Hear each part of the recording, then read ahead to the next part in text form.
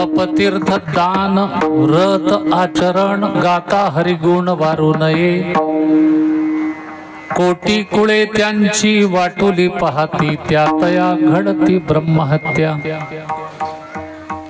Apulia पापे न सुटे सायासे कोण्या काळे ऐसे निस्तरेल। कोटी कुळे त्यांची वाटुली पाहती त्यातया घडती ब्रह्महत्या। व्हावे साह्य तया न घालावे भय फुकासाठी पाहे लाभ घात। कोटी कुळे त्यांची वाटुली पाहती त्यातया घडती ब्रह्महत्या। तुका म्हणे हित माना या वचना सुख दुःख जाणा साधे फुका। कोटी कुळे त्यांची वाटुली पाहती त्यातया घडती ब्रह्महत्या। पांडुरंगा करू प्रथम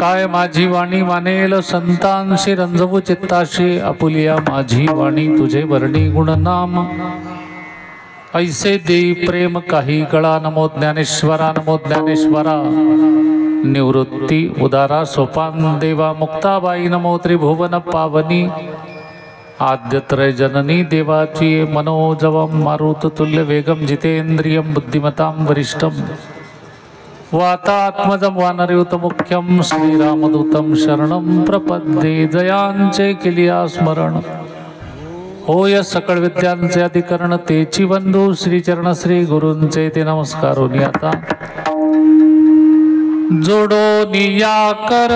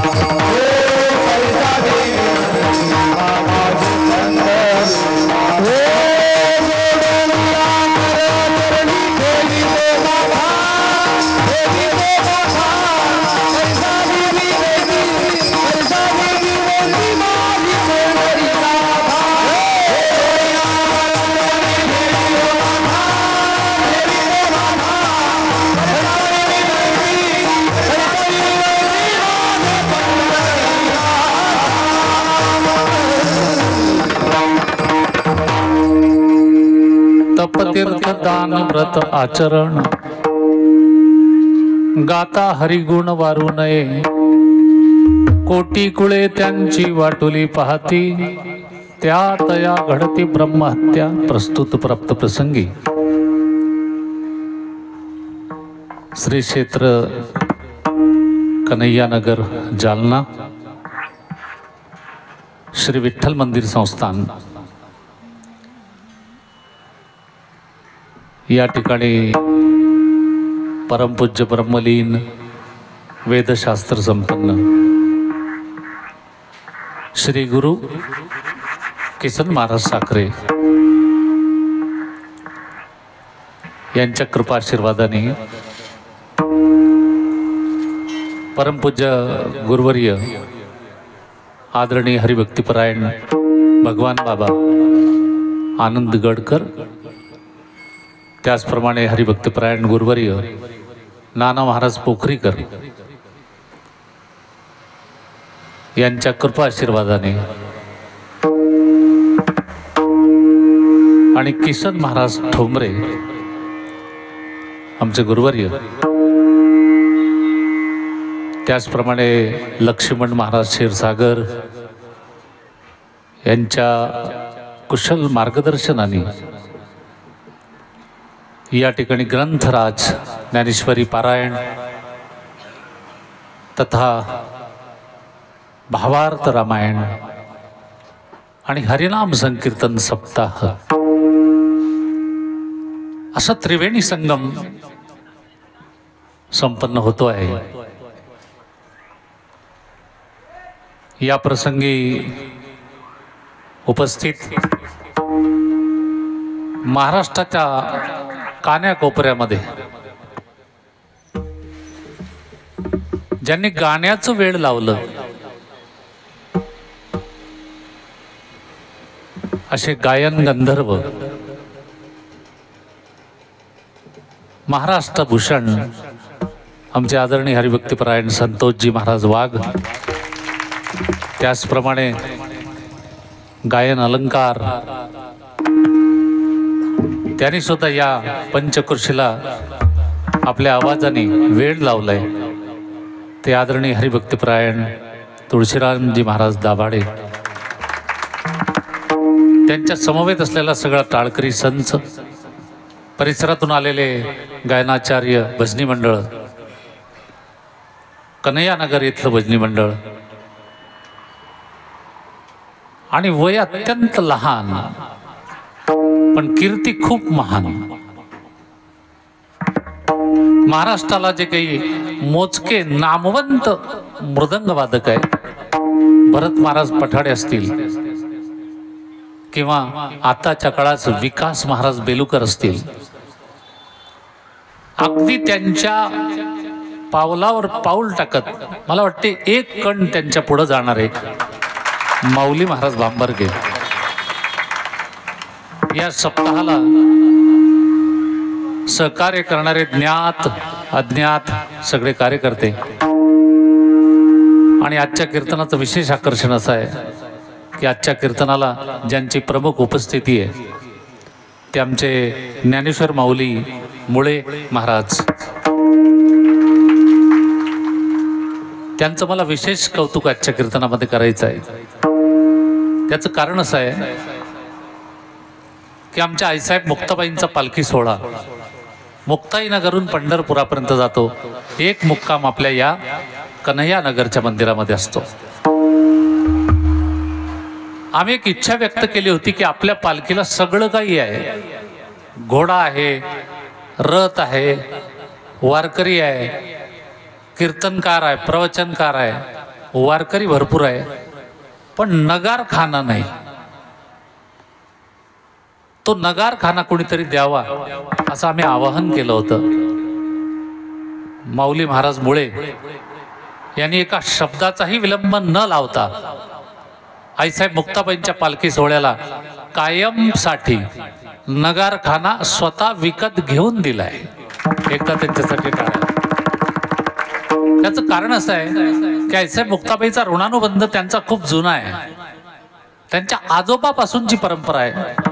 मला वाटते माऊलींना चालताही येत नव्हतं, त्यावेळेला आमच्या पालखीचे प्रमुख विनायक महाराज हरणे ते त्यांना खांद्यावर घेऊन जात यांना, त्या वेळपासून यांची वारी आहे। आणि आईसाहेबांना नगारखाना देऊन कृतकृत्य झालो, इच्छा केली ते पावलो, विठ्ठल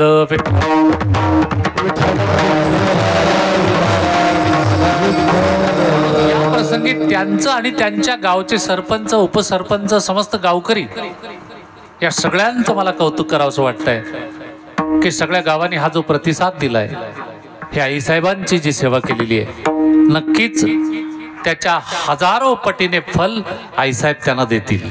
विठ्ठल विठ्ठल।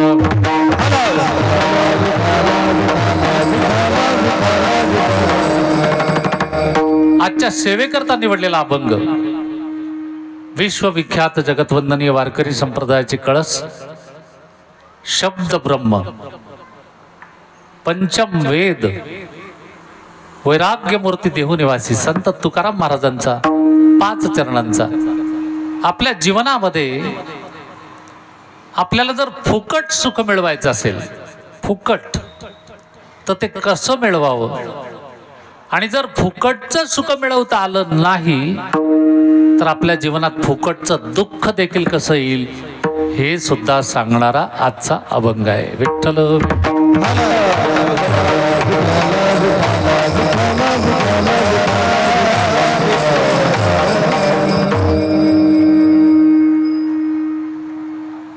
पुनरपि जननम पुनरपि मरणम पुनरपि जननिश्च जठरे शयनम. जो जो जन्माला येतो तो मरतो, मेलेला पुन्हा जन्माला येतो. जन्म मरण ही माणसाच्या जीवनाची आवश्यक प्रक्रिया आहे. पण जन्म मरणामध्ये किती त्रास आहे हा अनुभव तुकोबरांनी स्वतः सांगितला. किती वेळा जन्माया, किती वेळा जन्माया,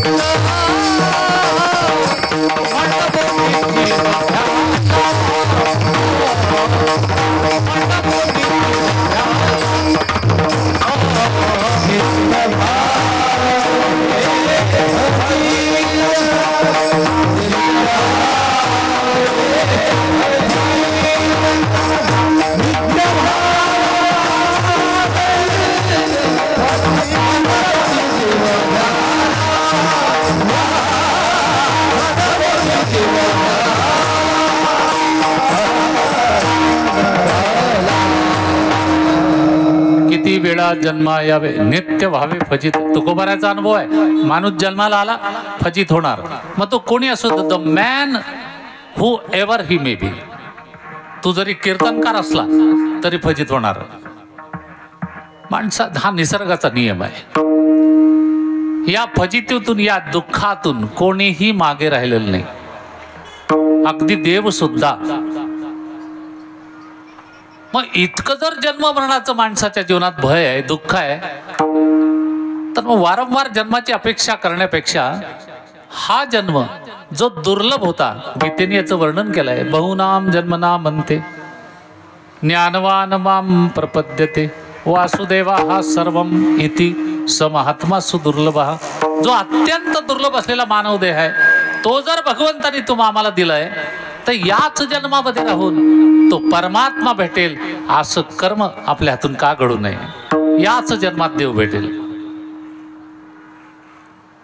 कारण परमात्मा एकदा भेटला की तुम्हाला मग काहीच करायची गरज नाही.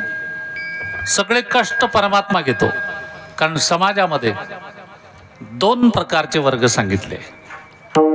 एक वर्ग आहे कष्टकऱ्यांचा आणि दुसरा वर्ग आहे फुकट्यांचा.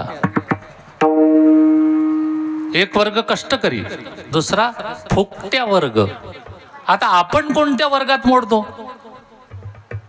ते पुढे लक्षात येईल आपल्या. कष्टकरी वर्गामध्ये फक्त 2 जण येतात. त्यात पहिला देव आणि दुसरे संत. विठ्ठल विठ्ठल विठ्ठल. देव आणि संत जर सोडले तर कष्टकरी वर्गात तिसरा कोणीच येत नाही. मग याचा अर्थ स्पष्ट आहे की आपण देवही नाही आणि आपण संतही नाही, आपण सगळे वसंत आहोत. त्यामुळे आपोआपच आपला वर्ग कोणता झाला? फुकट्या. तो म्हणाल महाराज आम्हाला फुकट्या वर्गात टाकता तुम्ही. मी नाही टाकत. आपला स्वभावच मुळात फुकटे आहे. बघा ना, जिथं फुकटच आहे तिथं हे गर्दी. लाडकी बहीण. पेन्शन काढायला गेलो महाराज एकदा स्टेट बँकेत. तो साहेब म्हणला महाराज आज येऊ नका. म्हटलं का? मला आजच काम आहे पैशांचं. नाही नाही म्हणे लाडक्या बहिणी आल्या, त्यांची इतकी गर्दी तुम्हाला पाय ठेवायलाही जागा नाही. जिथं फुकटचं आहे तिथं गर्दी आहे. पण सज्जनो, फक्त तुम्हाला असं वाटतंय की ते फुकट आहे, पण फुकट काही नसतं या जगात. सांगू तुम्हाला, तुम्हाला 1500 मिळाले तर तुम्ही आनंद व्यक्त करताय, फुकट मिळाले. पण 1500च्या कितीतरी पटीने सकाळी झोपेतून उठल्याबरोबर तुम्ही सरकारला देताय. उठल्याबरोबर काय करता तुम्ही माहिती आहे? ब्रश. ज्या ब्रशने तुम्ही दात घासतात त्या ब्रशवर तुम्हाला जीएसटी कर भरावा लागतो. त्या ब्रशवर जो पेस्ट घेता तुम्ही, Colgate, Meswak, whatever it may be, त्या पेस्टवर तुम्हाला जीएसटी कर भरावा लागतो. दात घासून झाल्यानंतर तुम्ही जो चहा घेता, त्या चहात टाकणारी जी पावडर आहे त्या पावडरवर तुम्हाला जीएसटी लागतो. जी साखर तुम्ही चहामध्ये घालताय त्याच्यात तुम्हाला जीएसटी भरावं. बघा, सकाळी सुरुवातच झाली अजून जीवनाची, तर इतके कर तुम्ही शासनाला भरून टाकले आणि काय फुकटचं कौतुक करताय. विठ्ठल विठ्ठल.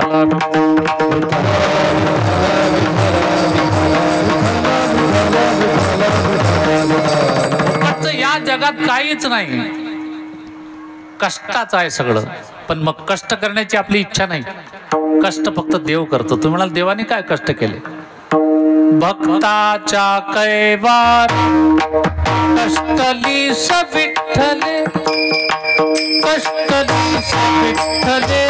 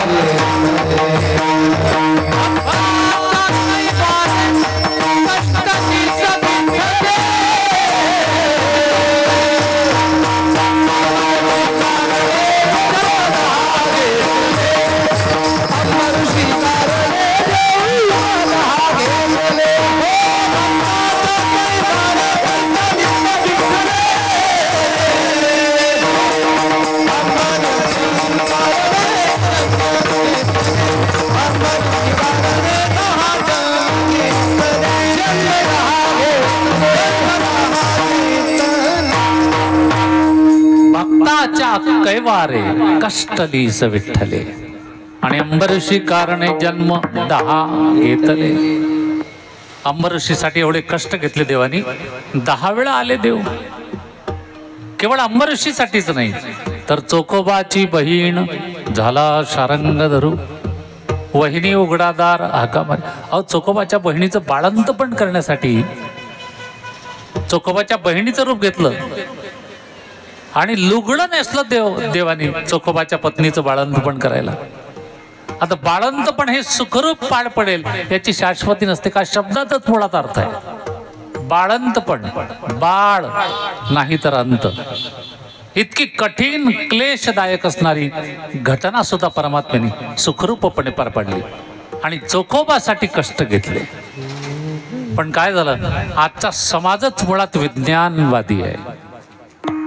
या विज्ञानवादी समाजाला हे पटत नाही की अंबऋषीसाठी 10 वेळा देव आले, चोखोबाच्या घरचं बाळंत पण देवाने केलं. ते म्हणले, महाराज या 16व्या शतकातल्या अगोदरच्या गोष्टी सांगताय तुम्ही, या आम्हाला मान्य नाही, कारण आम्ही विज्ञान शिकलोय. बाप दाखव नाहीतर श्राद्ध कर.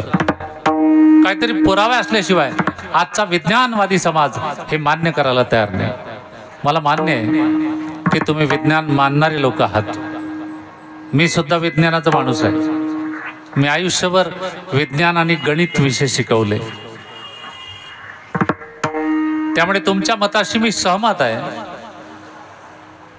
ठीक आहे, तुम्हाला 16व्या शतकाच्या अगोदरच्या गोष्टीवर विश्वास नसेल तर मग तुम्हाला आजच्या अगदी अलीकडच्या काळात लेटेस्ट ऐकायचं आहे का? की विठोबाने कष्ट घेतले अगदी अलीकडच्या काळात 21व्या शतकात कोणासाठी कष्ट घेतले देवाने? तर ऐका,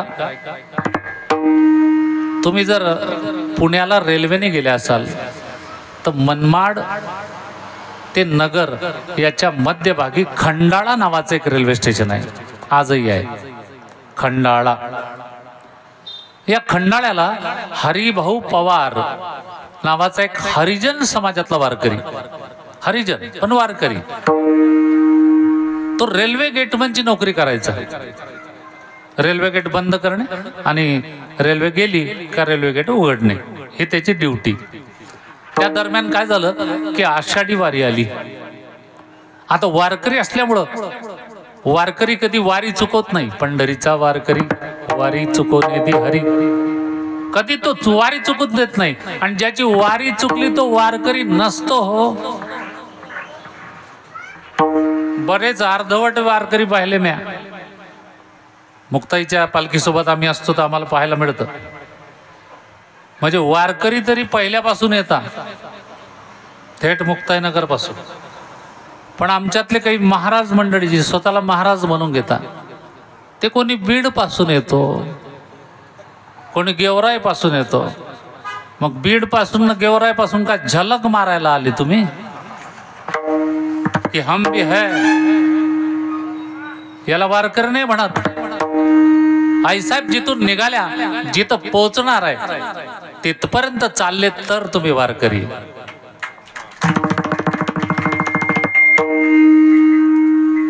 पण ज्याचा त्याचा धर्म आहे, कोणी कोणता धर्म पाळावा, कसा पाळावा, हा ज्याचा त्याचा अधिकार आहे. वारी आल्यामुळं काय झालं, हरिभाऊ स्टेशन मास्तरकडे गेला. म्हणले साहेब, अहो आषाढी एकादशी येते, दशमी एकादशी द्वादशी, फक्त 3च दिवसाची मला सुट्टी द्या. 3 दिवस मी पुढे भरून काढेल रात्रंदिवस ड्युटी करून, पण मला सुट्टी द्या, मला वारीला जायचंय. स्टेशन मास्तर म्हणला, कसली वारी मिरी? तो होता हिरण्यकश्यपूच्या पॅनल मधला, त्याला कसला देव? तो म्हणला तुला सुट्टी मिळणार नाही, तुला ड्युटीवर हजर राहावं लागेल. नाही इलाज झाला बिचारायचा. गरीब माणूस घरी परत आला. रात्रभर झोपला नाही हरिभाऊ, पण सकाळी सकाळी त्याच्या डोक्यात एक विचार आला की गड्या वारी तर करायचीच आहे, वारी तर चुकायला नको आहे, मग करायचं काय? तर म्हणे असं करू, रेल्वे गेट बंद करून घेऊ, 3 दिवस बंद ठेवू रेल्वे गेट. त्याच्याने काय होईल, त्या रेल्वे गेट मधून येणारे जाणारे जे प्रवासी आहे त्यांचे हाल होतील. हाल झाल्यामुळे काय होईल, स्टेशन मास्तर एकतर दुसऱ्याला नेमल, नाहीतर बंद राहिल्यामुळं मला नोकरीहून काढून टाकेल. एवढंच होईल, याच्यापेक्षा काय होणार आणखी. म्हणून परवानगी न घेता हरिभाऊ पंढरीच्या दिशेने वारीला निघाला.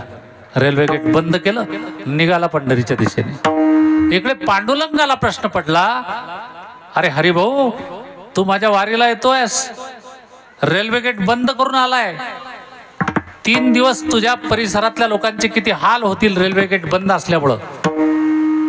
आणि त्यांचे झालेले हाल त्याला कारण तू नसशील, मी असणार आहे का? तू माझ्या वारीला येतोय. म्हणून पंढरीच्या पांडुरंगाने निर्णय घेतला, हरिभाऊ काय हरकत नाही, ये तू पंढरपूरला वारीला, मी जातो तुझ्या ड्युटीवर.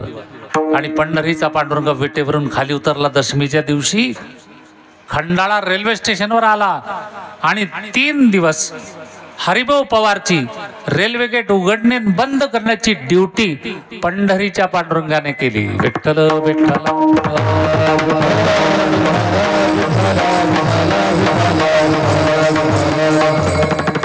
वारी संपल्यावर हरिभाऊ घरी आला, थरथर कापत, घाबरत घाबरत स्टेशन मास्तरकडे गेला. म्हणले साहेब, अहो तुम्ही माझी सुट्टी नाकारली होती, तरी पण मी तुमचं न ऐकता सरळ वारीला निघून गेलो.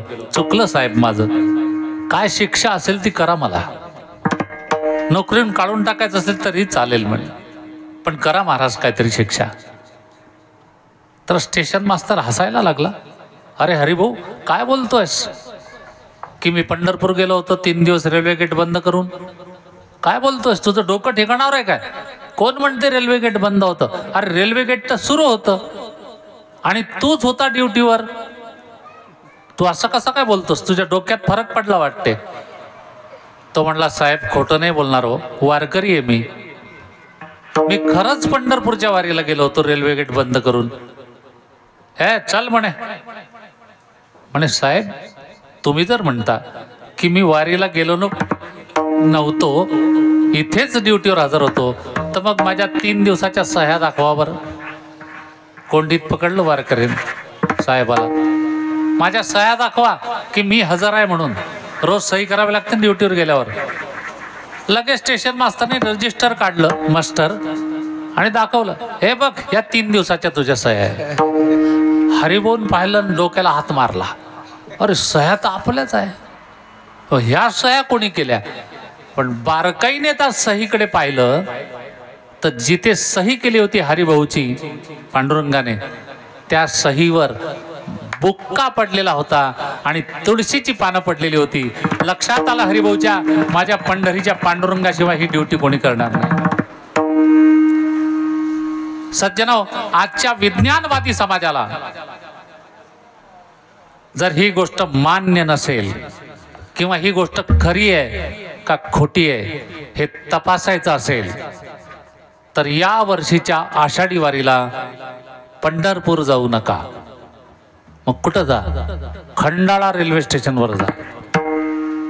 त्या खंडाळा रेल्वे स्टेशनवर आषाढी वारीला त्या रेल्वे गेटचं लोखंडाचं दर्शन घ्यायला बारी लागते. आज रोज दरवर्षी हजारो वारकरी तिथे वारीला बारी लावतात दर्शन घ्यायला. कशाला? त्या रेल्वे गेटला पांडुरंगाचा स्पर्श झालेला आहे. आजही लोकांची मान्यता आहे की परमात्मा इथे घेऊन हरिभाऊची ड्युटी करून गेलेला आहे. त्यामुळे लोक तिथले लोक पंढरीच्या वारीला जात नाही, त्या खंडाळा रेल्वे स्टेशनच्या रेल्वे गेटवर वारी भरतात आणि तिथंच मंदिर बांधलंय आणि ती वारी तिथली करतात. याच्यापेक्षा आणखी तुम्हाला विज्ञानाचा कोणता पुरावा पाहिजे? हे तर लेटेस्ट अलीकडच्या काळातली घटना आहे. मग हरिभाऊ पवार सारख्या हरिजन वारकऱ्यासाठी जर पंढरीचा पांडुरंग कष्ट घेतो, तर तुम्ही आम्ही जर खरे वारकरी असाल तर आमच्यासाठी घेणार नाही का? विठ्ठल विठ्ठल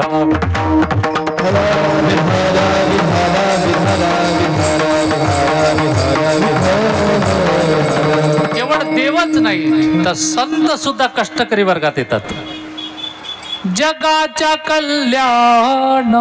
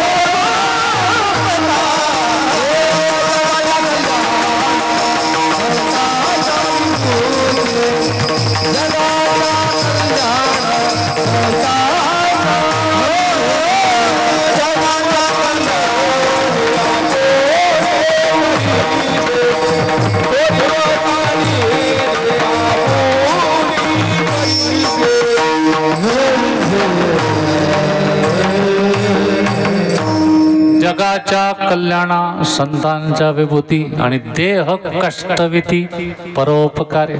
देवाप्रमाणे संत देखील जगातील लोकांसाठी कष्ट घेत असतात, म्हणून ते कष्टकरी वर्गात येतात. तू म्हणाल संतांनी कोणासाठी कष्ट घेतले? आपल्या जवळचाच पुरावा आहे. वारकरी संप्रदायामध्ये एक श्रीमंत संत होऊन गेले, अत्यंत श्रीमंत. पण जरी श्रीमंत होते तरी शांत होते. हा दुर्मिळ योग आहे. कारण जे लोक श्रीमंत असतात ते शांत नसतात आणि जे शांत असतात ते श्रीमंत नसतात. पण वारकरी संप्रदायामध्ये या दोन्ही गोष्टी जिथे एकवटल्या त्यांना म्हणावं शांती ब्रह्म. एकनाथ महाराज, नाथ महाराजांच्या घरी रोज देवाला पुरणपोळीचा नैवेद्य. त्यांच्याच गावातली एक म्हातारी आजी आपल्या मुलाला घेऊन आली नाथ महाराजांच्याकडे. म्हणे महाराज, माझ्या मुलाने हट्ट लावलाय की मला पुरणपोळी खायला दे. माझी परिस्थिती नाही याला पुरणपोळी खाऊ घालण्याची. पण मी असं ऐकलंय म्हणे महाराज की तुमच्या घरी रोज देवाला पुरणपोळीचा नैवेद्य असतो. माझी विनंती आहे तुम्हाला, माझ्या लेकराला थोडीशी द्या हो नैवेद्य दाखवल्यावर. नाथ महाराजांना दया आली. नाथ महाराज म्हणले, आजी नुसती एकदाच नाही, याला इथंच ठेवून जा, याला रोज पुरणपोळी देतो रोज. आजीने त्याला तिथं ठेवलं. त्या मुलाचं एकच काम, नैवेद्य दाखवला का पुरणपोळी खाणे आणि झोपणे. काकड्यात हजर नाही, हरिपाठाला नाही, प्रवचनाला नाही, कीर्तनाला नाही, पारायणाला नाही, फक्त पुरणपोळी खाणे आणि झोपणे एवढंच काम त्या मुलाचं. पण नाथ महाराजांनी त्याला पुरणपोळी खाऊ दिली आणि त्याच्यावर अशी कृपा केली, त्याच्यासाठी असे कष्ट घेतले की नाथ महाराजांनी जे भावार्थ रामायण लिहिलं ते पुढे त्या मुलांनी पूर्ण केलं आणि सांगितलं. त्या मुलाचं नाव आहे गावबा. विठ्ठल विठ्ठल.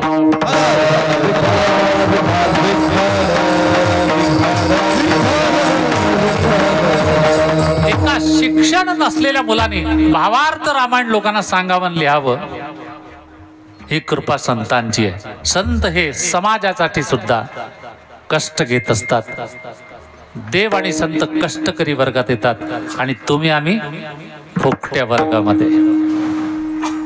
ठीक आहे, तुमचा आमचा स्वभाव फुकट्या जरी बनलेला असेल तर नेमकं फुकटचंही काय मिळवावं माणसाने. फुकटच पाहिजे ना तुम्हाला, पण फुकटचं देखील काय मिळवायचं हे ठरवता आलं पाहिजे जीवाला. काय झालंय आज, कर्म तर सगळेच लोक करताय पण ठरवता नाही आलं कर्म.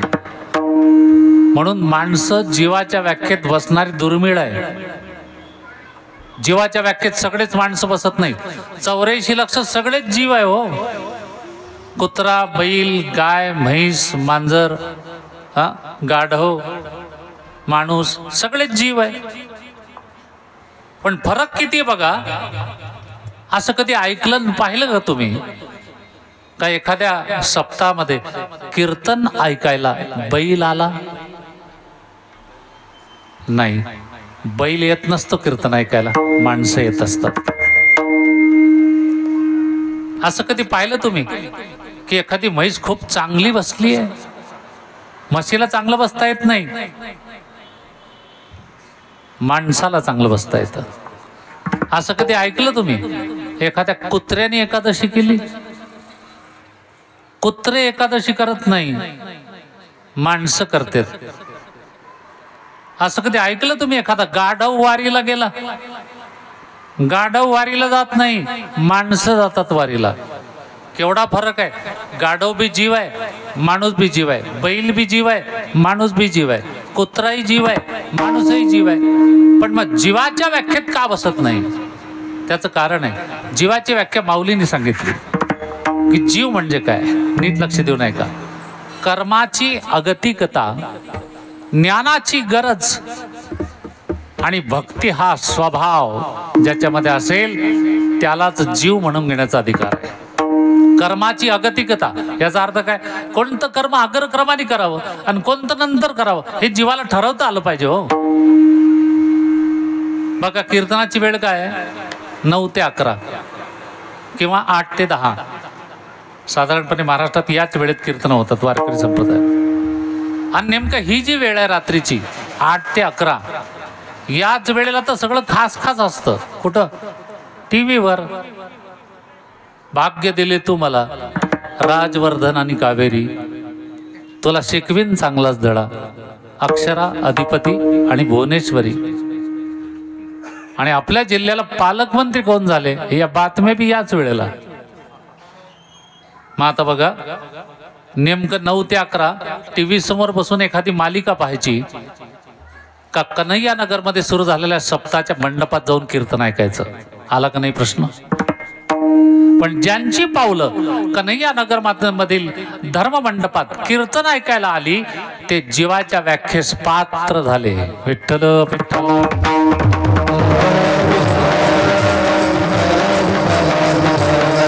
कारण तुम्हाला कळलं की आज रात्री 9 ते 11 या वेळेत टीव्हीवर जे दिसेल ते उद्या बी पाहता येईल. टीव्हीवर जोही कार्यक्रम दाखवला जातो तो रेकॉर्डेड असतो. उद्याच नाही, 1 वर्षांनी बी पाहता येईल तुम्हाला आजच्या तारखेचं. पण आज झालेलं कीर्तन उद्या नाही आहे. उद्या वेगळेच महाराज येतील, अभंगही वेगळा असेल, चिंतनही वेगळं असेल. त्यामुळे तुम्ही कर्माची निवड करताना पारमार्थिक कर्माला अग्रक्रम दिला, त्यामुळे काय होईल, आपोआप दुसरी अट भागेल तुमची, ज्ञानाची गरज. तुम्ही एकदा या मंडपात कीर्तन ऐकायला आले, तुम्ही एकदा परमार्थिक कर्म निवडलं की इथं येऊन काय मिळतं माणसाला? ज्ञान. ते ज्ञान पैगा बरवे जरी का मनी अथिया नावे तरी संता या भजावे सर्वस्वेसी. इथं संत आणि ग्रंथ हे भगवंताला ओळखण्याचं ज्ञान करून देत असतात.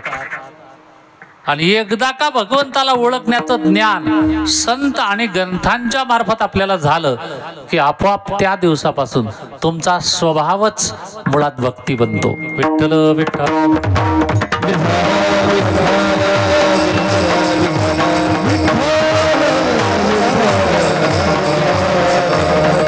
आणि त्यामुळं माणसाला कर्म निवडता आलं पाहिजे की फुकटचा स्वभाव तर आहेच मुळात, पण फुकटाचंही काय पाहिजे माणसाला, तर फुकटाचं सुख मिळवावं माणसाने. फुकटच्या सुखाव्यतिरिक्त अन्न काहीही फुकटचं मिळवू नये, ते काही कामाचं नाहीये. फुकटचं सुख मिळवावं का? ते सुख जिथं मिळते तो देव एकदा तुम्हाला भेटला की तुमचं जन्ममरण संपलं. त्यांची सरली येर धार झाला सफल झाला सफल व्यापार झाला सफल व्यापार.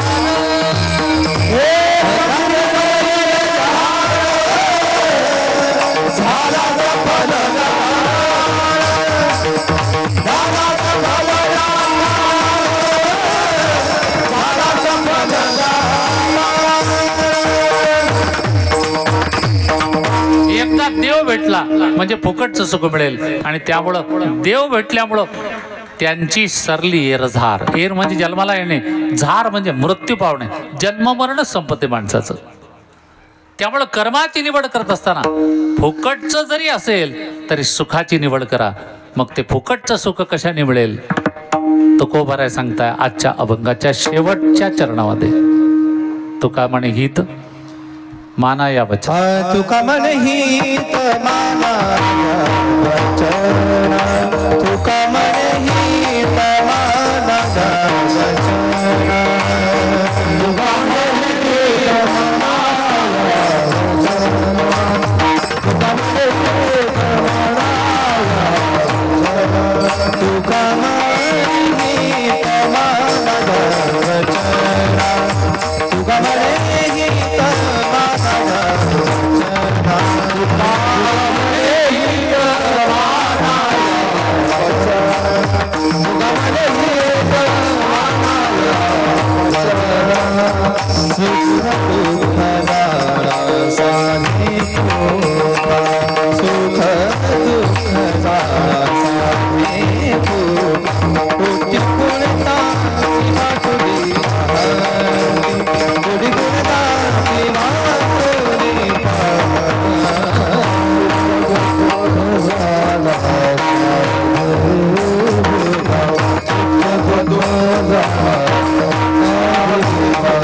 Thank you.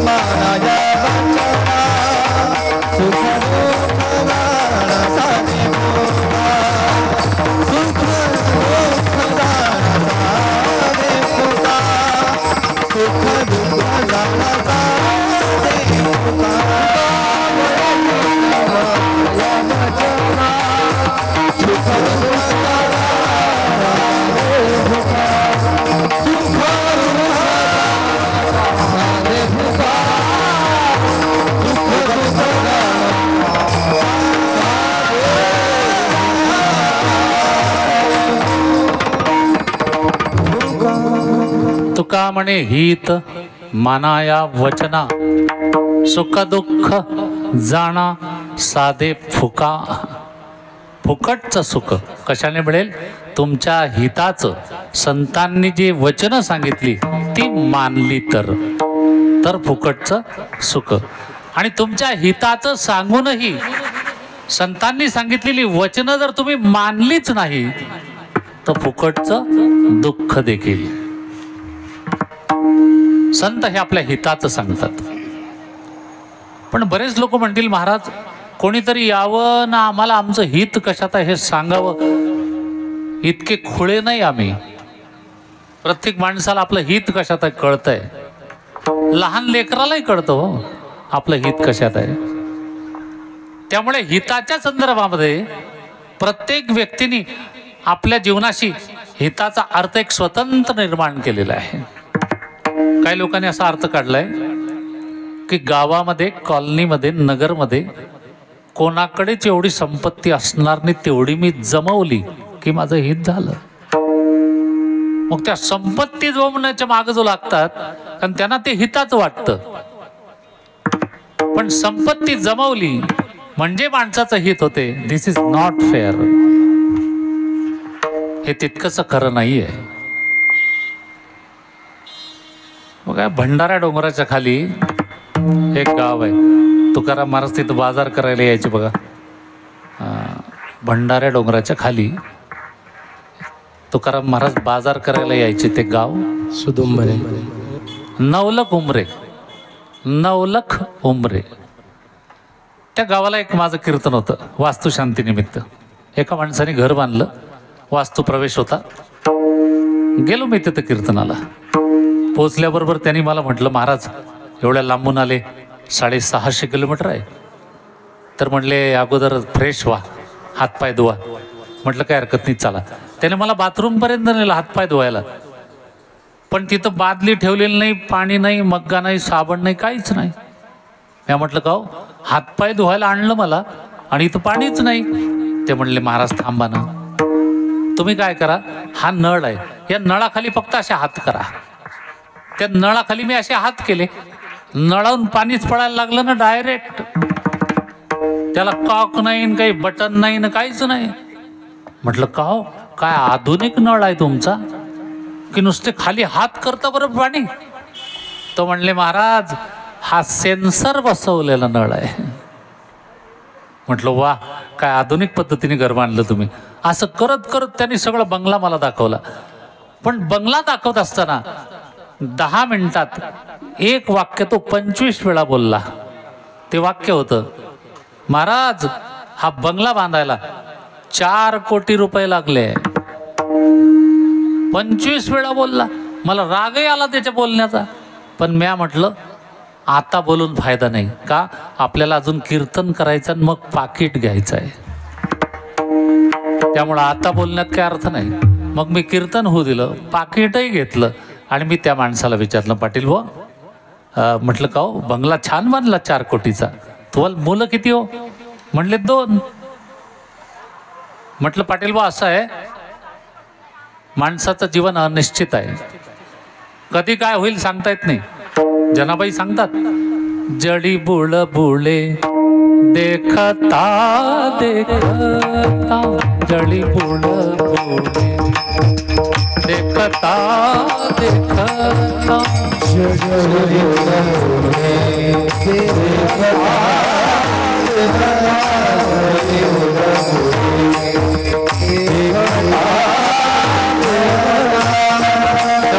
लागता दिसे नाती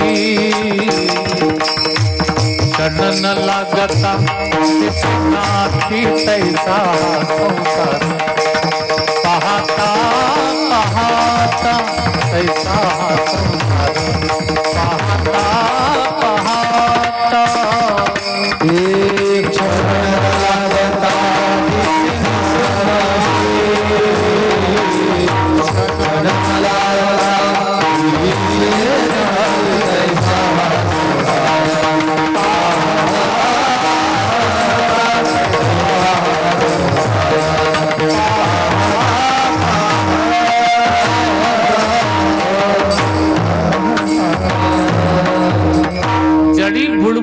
देखता देखता क्षण न लागता दिसे नाती. अहो पाण्यात अनेक बुडबुडे निर्माण होतात, पण आपल्या डोळ्याची पापडी लवत नाही, त्याच्या आत पाण्यातला बुडबुडा नष्ट झालेला असतो. तसंच जीवन आहे माणसाचं.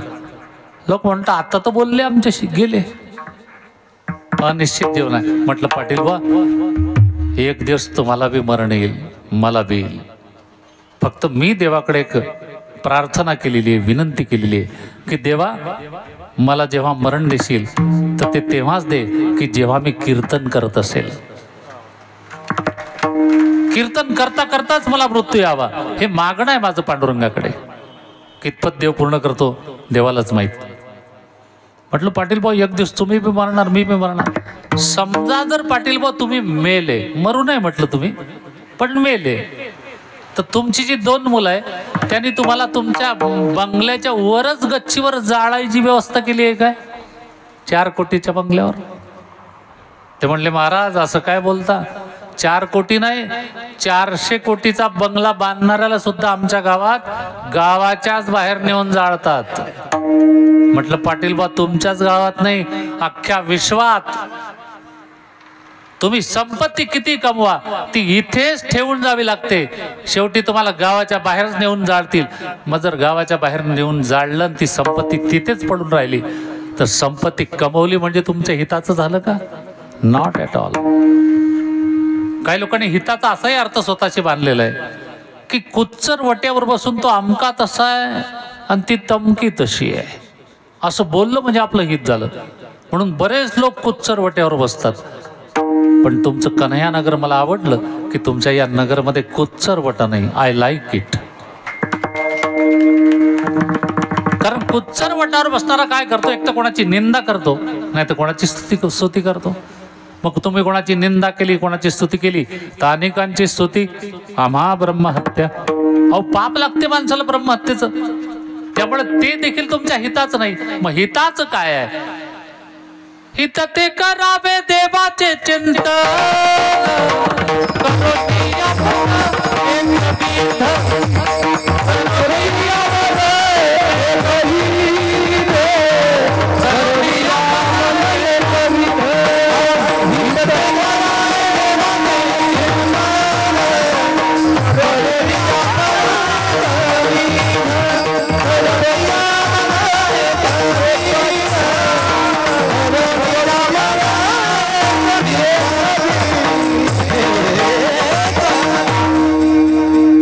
हित ते करावे देवाचे चिंतन, करोनिया मन एकविध. काही ठिकाणी करोनिया मन शुद्ध व्हावे असाही पाठ आहे, पण खरा पाठ आहे एकविध. मन एकविध करून, एकाग्र करून, एकाग्र चित्ताने जर भगवंताचं चिंतन तुम्ही केलं तर ते तुमच्या हिताचं आहे. ज्यांचं नुकतंच या ठिकाणी आगमन झालंय ते महाराष्ट्रातल्या वारकरी संप्रदायाचं एक भूषण, फार मोठं वारकरी संप्रदायातलं व्यक्तिमत्व. अगदी चैतन्य महाराज देगलूरकर असतील, बंडातात्या कराडकर असतील, पांडुरंगबुवा घोले असतील, प्रमोद महाराज जगताप असतील, हे जे काही मोठी मोठी महाराज मंडळी आहे, ते गजानन महाराजांच्या शब्दाला नकार देऊ शकत नाही, इतका त्यांचा अधिकार. आणि हा अधिकार त्यांना जो प्राप्त झाला त्याला एकच कारण आहे की त्यांनी शेकडो पारायण आळंदीच्या मंदिरात बसून केलेली आहे. एकटी बसायचं तिथं झाडाखाली आणि पारायण करायचं, कोणी येऊ नका येऊ. त्या पारायणामुळे त्यांना ही प्राप्ती आहे की आज त्यांच्या शब्दाला एवढा मान आहे वारकरी संप्रदायामध्ये की किती मोठा महाराज असला आणि महाराजांनी म्हटलं की तुम्हाला आमच्या सप्तात तारीख द्यायची आहे, या तारखेला यायचं आहे, यावंच लागेल, देगलूरकर महाराज जरी असले तरी. एवढा मोठा अधिकार महाराजांचा आहे. आमच्या सारख्यावर देखील त्यांची खूप कृपा आहे की मलाही त्यांच्या सप्तामध्ये बऱ्याचदा बोलवणं झालं आणि त्यामुळे महाराजांचे हे कायमचे आमच्यावरती ऋण आहे. ते आम्ही त्यांच्या शेवटी ऋणातच राहू इच्छितो. एवढ्या मोठ्या महात्म्याचे कृपा आशीर्वाद आपल्यावर असणं गरजेचं आहे. देवाचं चिंतन करण्यामध्ये माणसाचं हित आहे आणि हे तुमच्या हिताचं जे सांगतात ते संत आहे. त्याने जी वचनं तुम्हाला तुमच्या हिताची सांगितली की ज्या वचनाने तुम्हाला देवाची प्राप्ती होईल, फुकटचं सुख मिळेल, ती वचनं तुम्ही पाळा तर फुकटची सुखाची तुम्हाला प्राप्ती. पण ती वचनं संतांनी जी सांगितली तुमच्या हिताची असूनही जर तुम्ही पाळत नसाल किंवा त्याला विरोध करत असाल तर फुकटचं दुःख देखील तुमच्या जीवनात येईल. सुख दुःख जाणा साधे फुका, फुकट सुखही आणि फुकट दुःखही. म्हणून संतांनी तुमच्या हिताच्या सांगितलेली वचनं पाळा. मग ही संतांनी सांगितलेली आपल्या हिताची वचनं नेमकी कोणती आहे तर तुकोबाराय सांगतात आजच्या अभंगाच्या पहिल्या चरणावर.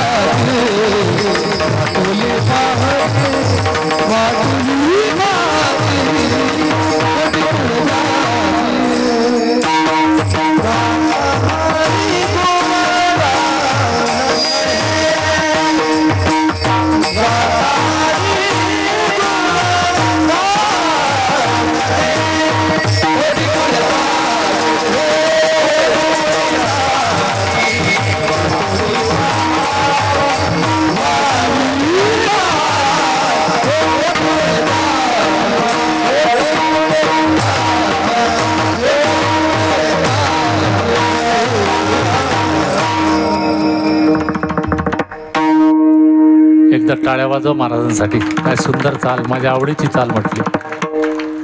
बक्षीस देईल शेवटी शेवटी. तपतीर्थ दान व्रत आचरण गाता हरिगुण वारू नये. माणसाने मरण्याच्या अगोदर ही 6 वचनं पाळावी. 1 तप, दुसरं तीर्थ, तिसरं दान, चौथं व्रत, 5वं आचरण आणि 6वं गाता हरिगुण. ही 6 वचनं पाळल्याशिवाय माणसाने वारू नये, मरू नये. असं काय आहे त्याच्यामध्ये? पहिलं वचन आहे तप. तपाचे सामर्थ्य, तपिन लामूप, चिरंजीवी कल्प वैकुंठी नांद. तपामुळे तापतो माणूस. तप करणे म्हणजे तापणे, नाही का? तापल्यामुळं काय होतं? शुद्धी होते. हिमालयामध्ये राहणारे बरेचसे भगवे साधू 45 डिग्री उन्हाळ्यात तापमानात शेकोटी पिटवून बसतात. वरून 45 डिग्री ऊन तापमान आणि अशामध्ये ते शेकोटी पेटवून चारी बाजूला गौऱ्या पेटवतात आणि मध्यभागी तो शेक घेत बसतात. का? शरीराला तापवतात ते. त्या तापल्याने काय होत आहे? तापल्याने शरीराची शुद्धी होत असते. आज आमचं शरीर मळलेलं आहे, अनेक विकारांचा वेढा त्याला पडलेला आहे. ते विकार जाळल्याशिवाय पर्याय नाहीये, कारण विकार टाकता येत नाही.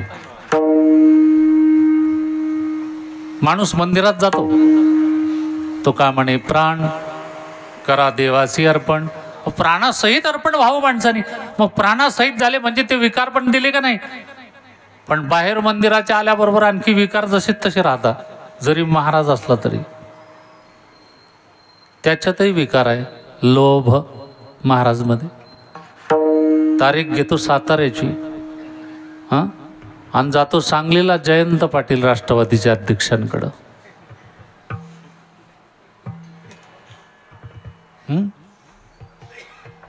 याला महाराज म्हणाव की काय? तारीख कन्हैयानगरची घेतली म्हणजे इथंच आलं पाहिजे महाराजांनी का? तुमचा त्यांच्याशी बोलणं झालेलं आहे, निश्चिती झालेली आहे की या तारखेला तुम्ही यावं. मला गळ घातली गेली की महाराज तुमचं कीर्तन शेवटी असावं 6व्या-7व्या दिवशी. म्हटलं दरवर्षी 6व्या-7व्या दिवशीच असतं, पण यावर्षी मला थोडी अडचण आहे. परवा 3 तारखेला मी अयोध्येला चाललो आहे. माझी तिथे रामकथा आहे 4 तारखेपासून, आणि त्यामुळं मी 10 दिवस तिकडं राहणार. त्यामुळे या सप्ताहात मला येता येणार नाही. म्हणून अगोदरची तारीख रिकामी तेवढी घेऊन टाका. मग तो पहिला दिवस असो का दुसरा असो का तिसरा असो, जिथं निश्चिती झाली आहे तो शब्द पाळला पाहिजे माणसाने. पण का पाळता येत नाही? तर लोभ विकार आहे. काहींच्या ठिकाणी काम आहे, क्रोध आहे, मद आहे, मत्सर आहे, दंभ आहे, अहंकार आहे. हे विकार टाकता नाही येत माणसाला. मग ते टाकता येत नसतील तरी घालवायचे असतील तर तापवा शरीराला. विठ्ठल विठ्ठल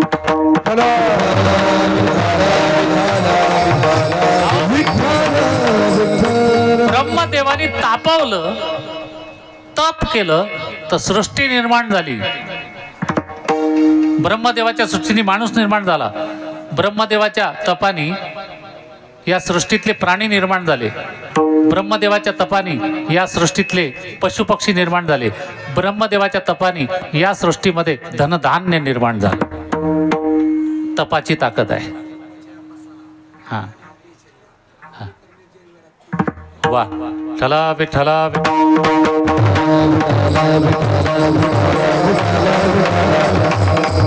ज्ञानेश्वरीमध्ये त्याचं फार सुंदर वर्णन केलेलं आहे बरं का. तपाची ताकद आहे ते. मग काय झालं, विश्वामित्राने बी तप केलं. जसं ब्रह्मदेवाने तप केलं, विश्वामित्राने तप करून म्हणले ब्रह्मदेव जर तपाने सृष्टी निर्माण करतो तर मीही तप करतो आणि सृष्टीवर सृष्टी निर्माण करतो. मग ब्रह्मदेवाने सृष्टी निर्माण केली, त्याच्यामध्ये माणूस झाला निर्माण, गाय झाली निर्माण, धनधान्य जे लागतं माणसाला प्राण्यांना ते सगळं निर्माण झालं. विश्वामित्राने तप करून सृष्टीवर सृष्टी निर्माण केली. पण विश्वामित्राच्या सृष्टीत काय निर्माण झालं? म्हैस. गाय ही ब्रह्मदेवाच्या सृष्टीतली आहे आणि म्हैस विश्वामित्राच्या सृष्टीतली. म्हणून तिचं दूध देवाच्या अभिषेकाला चालत नाही. गायीच्या दुधानेच अभिषेक होतो देवाला, तो मान्य आहे. ब्रह्मदेवाच्या सृष्टीत पशु पक्षी प्राण्यांना लागणारं धनधान्य निर्माण झालं. तूर डाळ असेल, मूग डाळ असेल, ज्वारी बाजरी गहू जे काय लागतं ते. विश्वामित्राच्या सृष्टीत देखील धनधान्य निर्माण झालं. पण काय निर्माण झालं? मसूरची डाळ. ही विश्वामित्राच्या सृष्टीतली आहे की जी नैवेद्याला चालत नाही. वसिष्ठ मुनीने सुद्धा तप केलं आणि त्याच्या तपाची ताकद काय की त्याने शाटी विरकवली तर सूर्य जो मावळलेला होता, जो उगवलाच नाही 8 दिवस, तर ती नुसती शाटी भिरकवता बरोबर हजारो पटीने सूर्याच्या प्रकाश उत्पन्न झाला. तपाची ताकद आहे. मग कलियुगातला एक साधू तप करायला बसला. तो म्हणला तपात जर एवढी ताकद आहे, ब्रह्मदेव जर सृष्टी निर्माण करतो तर काय हरकत आहे आपल्याला बी तप करायला बसायला. महा कलियुगातला साधू बी बसला एका झाडाखाली तप करायला. आता तो कलियुगातला साधू त्याने तप केलं आणि तप संपलं. इतक्यात काय झालं की त्या झाडावर एक पक्षी बसलेला होता. त्या पक्ष्याने नेमकी विष्ठा या साधूच्या तोंडावर टाकली. साधूला राग आला. तो म्हणला, अरे मी तपवान माणूस आहे आणि हा माझ्या तोंडावर विष्ठा टाकणारा कोण आहे? वर पाहिलं तर पक्षी होता. नुसतं साधूने डोळे वर करून पाहिलं तर पक्षी जळून खाक झाला. काय ताकद आहे तपात. साधू मुनीकडे नुसतं पाहिल्याबरोबर राख होते याची, इतकी ताकद असते तपात. चांगला आहे म्हणे, मग चला म्हणे आता गाव जाळायला जाऊ. साधू म्हणे, कलियुगातला तो म्हणे, गावात 4-5 विरोधक आहे, माझ्या विरोधात उभे होते म्हणे वार्डात. पहिला नंबर त्यांचाच. गेला एकाच्या घरी, भिक्षाम देही. ज्या घरी भिक्षा मागायला गेला त्याच्या विरोधकाच्या घरी साधू, तो माणूस भोजन करत बसत होता. माता भगिनीनो, नीट लक्षात ठेवा, तुमच्यासाठी एक तप सांगतोय की ज्या तपाची ताकद ब्रह्मदेवाने केलेल्या तपापेक्षा 1000 पट जास्त आहे. ते तप काय, नीट लक्षात ठेवा. ज्या वेळेला तुमचे पतिदेव भोजन करायला बसतील तर त्यांना भोजनामध्ये तुम्ही जे जे वाढणार आहे पदार्थ, पाण्यापासून मिठापासून सगळे पदार्थ, ती एकदाच तिथं त्यांच्या समोर आणा. हे शास्त्र आहे. म्हणजे हे चालणार नाही की विवेक, अरे जरा थांब, मी गरम गरम पोळी लाटून किचन मधून घेऊन येते तुझ्यासाठी. विवेक म्हणतो सृष्टी किंवा खुशी राहू दे, माझं संपलंय जेवण. वारे विवेक न वारे खुशी, हे शास्त्र नाही. जे वाढायचं असेल पतिदेवांना ती एकदाच घेऊन यायचं तिथं. आणि काय करायचं, जोपर्यंत पतीचं भोजन आटपत नाही आणि तो हात धुत नाही तोपर्यंत पत्नीने त्याच्या समोरच बसून राहावं आणि बसून वाढावं. हे तप आहे.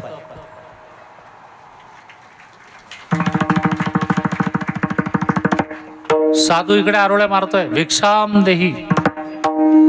काय आले नाही घरातून कोणी भिक्षा घेऊन. राग आला, जोरात आरोळी मारली, भिक्षाम देही. तिसऱ्या आरोळीमध्ये मात्र त्या घरातली माता भगिनी एका सुपामध्ये धान्य घेऊन आली भिक्षा वाढायला. आणि महाराजांना म्हणू लागली, महाराज माफ करा, माझे पतिदेव भोजन करायला बसले होते ना, त्यामुळे मला यायला उशीर लागला जरा. त्यांचं भोजन आता संपलं म्हणून आता मी धान्य घेऊन आली. तर महाराजाला राग आला. हे मोठे लाल डोळे करून वटारून तिच्याकडे पाहायला लागला. कारण महाराजांना अनुभव होता की आपण नुसते डोळे लाल करून पाहिलं की पक्षाची राख होते, तशी हिची पण राख होईल. ही साधूची अपेक्षा होती. पण जेव्हा लाल डोळे करून त्या बाईकडे साधू जे पाहायला लागला तर ती बाई काय बोलली माहित आहे, महाराज असे लाल डोळे करून काय बघता माझ्याकडं, मी काय तुम्हाला त्या झाडावरची पक्षी वाटली. विठ्ठल विठ्ठल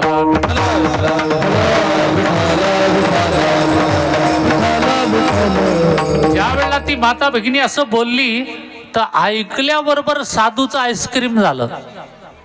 साधू म्हणला, अरे झाडावरचा पक्षी आपल्या नुसत्या पाहण्याने मेला, राग झाली त्याची, हे तर फक्त पक्ष्याला मलाच माहित होतं, तिसरा कोणी नव्हता तिथं मी तप करत असताना.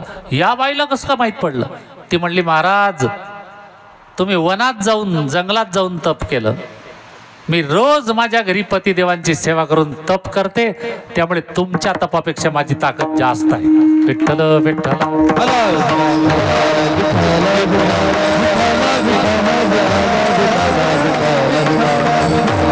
कारण तप केल्याने माणसाच्या इंद्रियाचं क्षमन होते. इंद्रियावरती विजय मिळवता येतो, शरीरावर विजय मिळवता येतो. आणि जर शरीरावर इंद्रियावर विजय मिळवला तर ते विशुद्ध शरीर, त्याच्यात कोणतेही विकार विकल्प शिल्लक राहिलेले नसतात. आणि जिथं विकार आणि विकल्प शिल्लक नसतील तिथं परमात्म्याचा वास असतो. विठ्ठल विठ्ठल.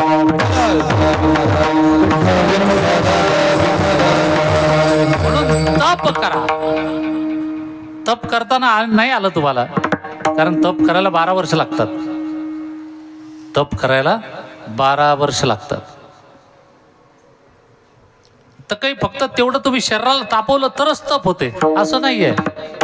इथं आईसाहेब मुक्ताबाईची वारी पालखी सोहळा येतो.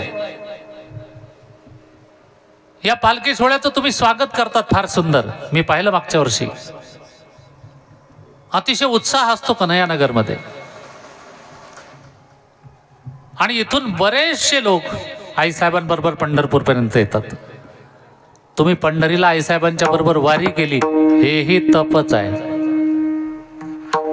तुम्ही ज्ञानेश्वरीचं पारायण करताय पांडुरंग महाराजांच्या व्यासपीठ नेतृत्वांतराकडे, हेही तपच आहे.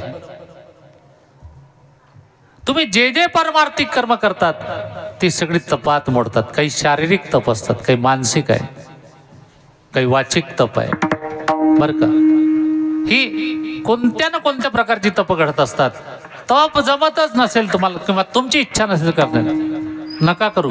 पण जो तप करत असेल त्याला विरोध तरी करू नका. तुम्हाला नाही जमलं ना, दुसरं वचन सांगितलेलं आहे, तीर्थ, तीर्थावर जा. तीर्थावर, तीर्थयात्रे जाय चुको नको. तीर्थावर गेल्याने 3 फायदे होतात. एक, देव भेटतो. तीर्थावर गेल्याशिवाय देव भेटत नाही, लक्षात ठेवा. तीर्थावर संत भेटतात आणि तीर्थावर तीर्थ स्नान घडते. विठ्ठल विठ्ठल.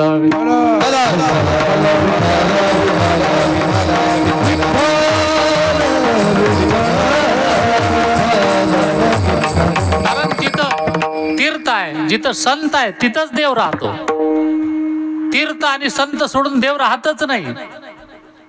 त्यामुळे त्या 3ही गोष्टी तुम्हाला एकाच ठिकाणी मिळतील, त्याला म्हणतात तीर्थ, तीर्थक्षेत्र. म्हणून तीर्थक्षेत्रावर जा. तुम्हाला जाता आलं नाही तर कोणी जात असेल त्याला विरोध करू नका, त्याला मदत करा, सहाय्य करा. तीर्थावर जाता आलं नाही तुम्हाला तर 3रं वचन सांगितलेलं आहे, दान. दान करा. ज्यांच्याकडे आर्थिक सुबत्ता आहे त्यांनी आर्थिक स्वरूपात दान करायचं. कुठं? एखाद्या सप्ताहाच्या ठिकाणी, एखाद्या दिंडीमध्ये, वारीमध्ये, एखादं मंदिर बांधा. ती इच्छा नसेल तुमची तर वस्त्रदान करा. वस्त्रदान करण्याची इच्छा नसेल, अन्नदान करा. अन्नदान करण्याची इच्छा नसेल, सुवर्णदान करा. सुवर्णदान करण्याची इच्छा नसेल, रक्तदान करा. रक्तदान करण्याची इच्छा नसेल, नेत्रदान करा. नेत्रदान करण्याची इच्छा नसेल, ज्ञानदान करा.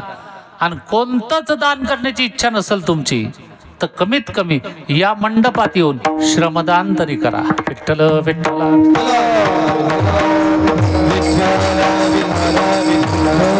बसायला बिछाईत टाकली, हेही श्रमदान आहे. इथं झाडू मारला, हेही श्रमदान आहे. इथे मृदंगाला लागणारी कणिक तयार करून आणली, हेही श्रमदान आहे. इथं तुम्हाला खूप संधी आहे दान करण्याची. यातलं काहीतरी करा आणि हे वचन पाळा. नाहीतर कोणी देत असेल, दान करत असेल तर त्याला विरोध तरी करू नका. ते दानही तुमची करण्याची इच्छा नसेल तर 4थं वचन सांगितलंय, व्रत. व्रत करा एकादशी, कंठी मिरवा तुळशी, म्हणवा हरीचे दास. तुका म्हणे माझे. गळ्यामध्ये पवित्र तुळशीची माळ धारण करावी. गोपीचंदनाचा टिळा लावा, कारण हे देवाच्या आवडच आहे. तुळशी माळ गळा गोपीचंदन, तुळशी माळ गळा गोपीचंदन,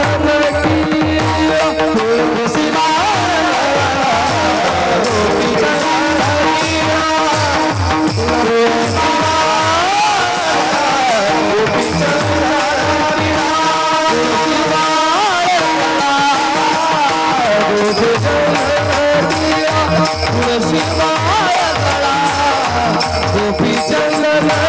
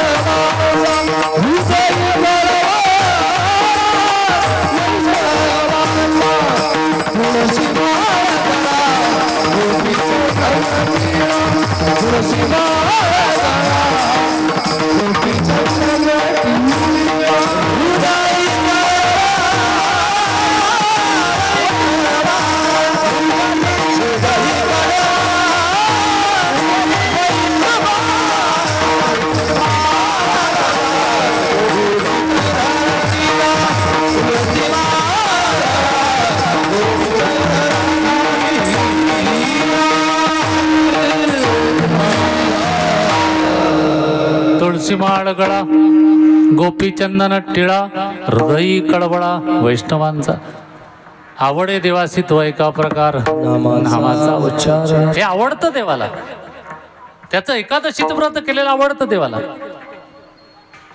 पण आता एकादशीचं व्रत करा हे तुम्ही आम्ही तुम्हाला काय सांगावं आम्हालाच जमाना महाराज लोकांनाच जमाना म्हणजे सगळे नाही म्हणत बरं का मी स्वतःहून सांगतोय आम्हालाच जमाना ते म्हणाल कसं काय एकादशीचं व्रत कसं आहे दशमी द्वादशी एक भुक्तान एकादशी निरआहार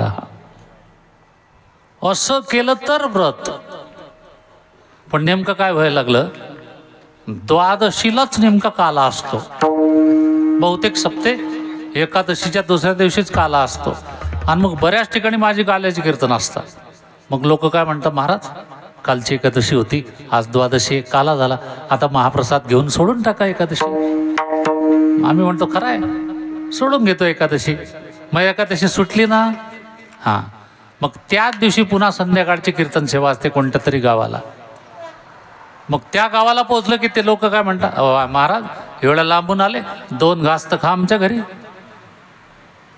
महाराजांना त्यांच्या बोलण्याला बळी पडावं लागतं आणि महाराज तिथं बी 2 घास खातो ना म्हणजे द्वादशीला 2दा जेवला महाराज झालं का व्रत